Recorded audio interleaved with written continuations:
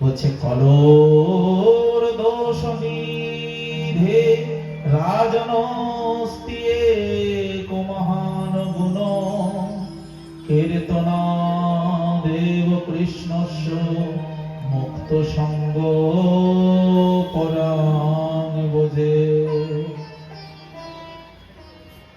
কলির অনেক দোষ, কলি হলো দোষের খনি। এখানে একটা ভালো গুণ কি? কীর্তনা দেব কৃষ্ণস্য মুক্ত সঙ্গ পরম বোঝে।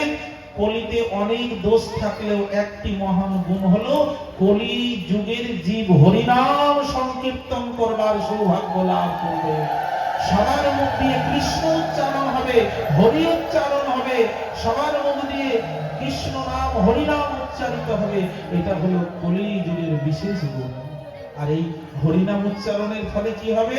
কৃতে যধ্যায়ত বিষ্ণু তে তায়ং যজত মুখা দাপরে পরিচর্যায়ং কলৌ তদ হরি সংকীর্তনা।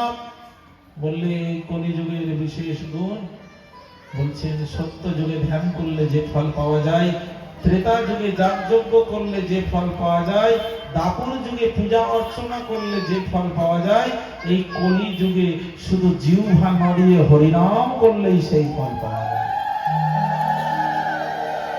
কলৌ তদ হরি সংকীর্তনা। বলছে আর কি কলিযুগের ভালো গুণ আছে বলুন? বলে কলিযুগের অনেক ভালো গুণ।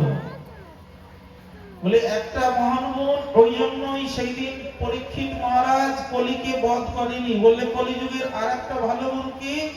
বলে এই কলিযুগের মানুষ সংকল্প মাত্র, সেই সংকল্পের দ্বারাই সেই কর্মের ফল লাভ করবে।